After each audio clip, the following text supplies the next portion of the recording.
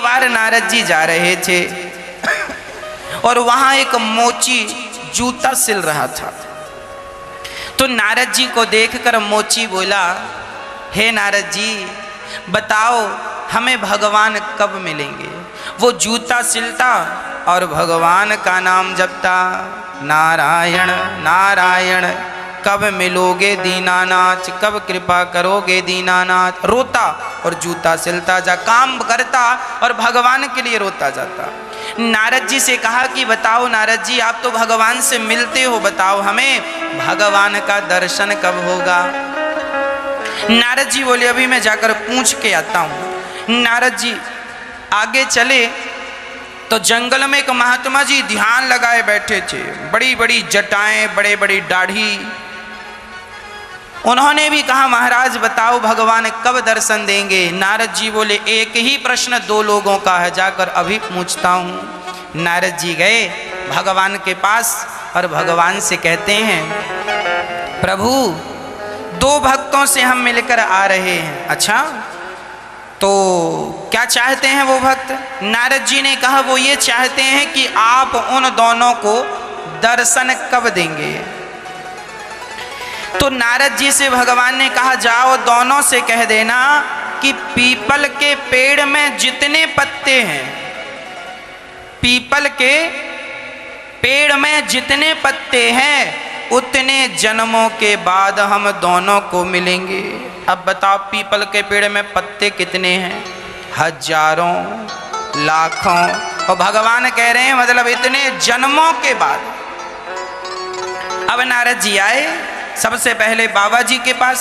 महात्मा जी सुनो सुनो।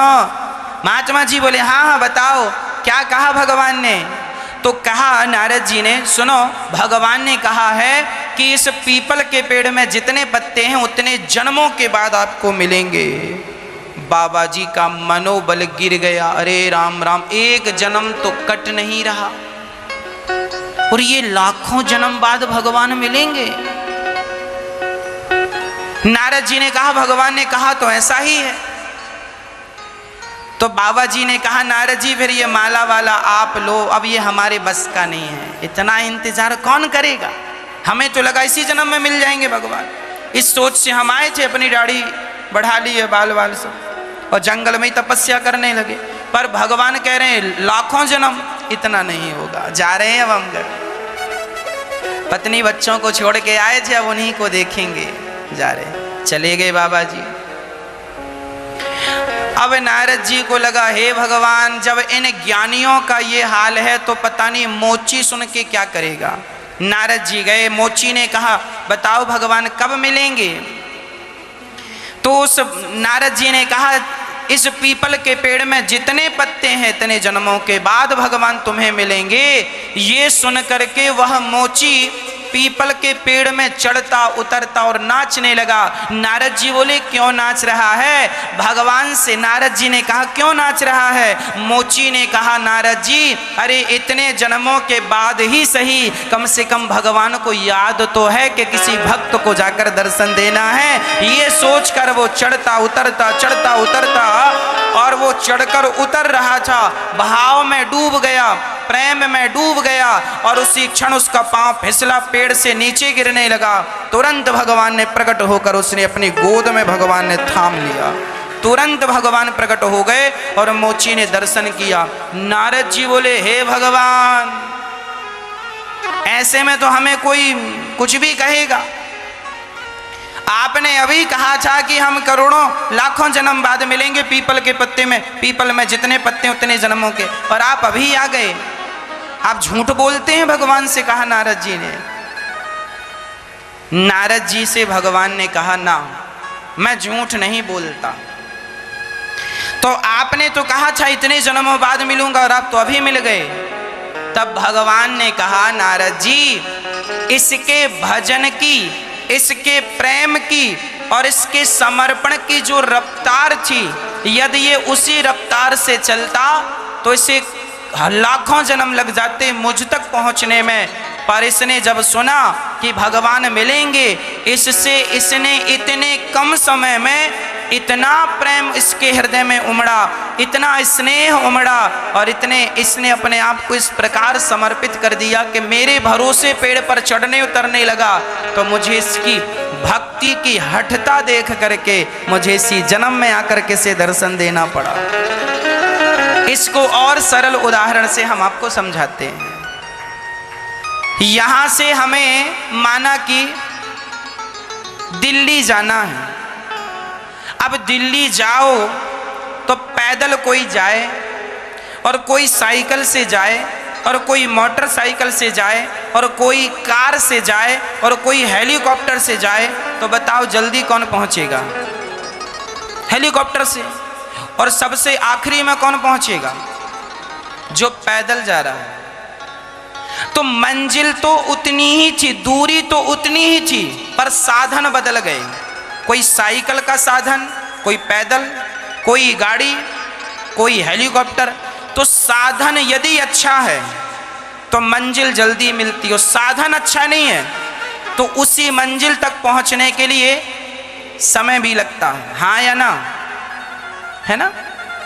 उसी प्रकार जीवात्मा से परमात्मा की दूरी तो उतनी ही है जितनी दूरी यहां से दिल्ली है। जीवात्मा से परमात्मा की दूरी उतनी ही है जितनी यहां से दिल्ली है, परंतु कोई पैदल जा रहा है, कोई साइकिल से जा रहा है। भगवान पैदल कौन?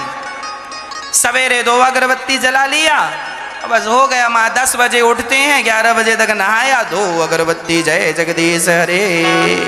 ये सब पैदल वाले हैं। ये पहुंचेंगे अगरबत्ती के भरोसे, बहुत समय लगेगा, कई जन्म लग जाएंगे। ये अगरबत्ती सब पैदल। तो कोई माला लिए बैठा है, सीताराम सीताराम सीताराम सीताराम जाप कर रहा है। ये साइकिल पर चढ़ा है, ये भी पहुंचेगा भगवान तक, थोड़ा लेट पहुंचेगा। और जो माला जपने के साथ जरा कीर्तन भी कर लेता है, श्री कृष्ण गोविंद, हाँ, ये मोटरसाइकिल में। और जो माला भी जपता है, कीर्तन भी करता है और कथाएं भी सुनता है और भगवान के लिए रोता भी है, ये कार में है, ये जल्दी पहुंचेगा। और जो भगवान के लिए तड़पता है, जैसे मछली पानी के लिए तड़पती है, नहीं मिलेंगे तो मर जाएगी, उसी प्रकार जब कोई भगवान के लिए तड़पता है तो वो हेलीकॉप्टर में बैठ के तुरंत भगवान तक पहुंच जाता है। वह भगवान के लिए तड़प रहा। कृष्ण दर्शन लालसा, भगवान को प्राप्त करने की जब लालसा जागेगी तो भगवान निश्चित मिलेंगे। मंजिल दूरी उतनी ही है, पर आपकी तड़प कितनी है, आपकी चाहत कितनी है, आपकी जरूरत कितनी है। 2 अगरबत्ती के भरोसे बैठे हो तो कई जन्म लग जाएंगे। इसलिए स्पीड बढ़ाओ, स्पीड बढ़ाओ। भगवान तक पहुंचना है तो स्पीड बढ़ाओ, मंजिल प्राप्त करना है स्पीड बढ़ाओ। मोची ने अपनी स्पीड बढ़ाई कि नहीं? और वो बाबा जी स्पीड बढ़ी क्या? जो थी वो भी नष्ट हो गई, चले गए पत्नी पुत्रों के पास। तो जो स्पीड है उसे और बढ़ाया मोची ने। तो भगवान इसी जन्म में, माना कि तुम्हें करोड़ों जन्म लग सकते हैं भगवान तक पहुंचने के लिए, पर इस मनुष्य शरीर को पाकर यदि तुमने भगवान के लिए रोना स्टार्ट कर दिया और मछली की तरह तड़पने लगे, सच्चा प्रेम भगवान से हो गया, तो इसी जन्म में भगवान मिल जाएंगे, यह निश्चित है, इसमें कोई दो राय नहीं।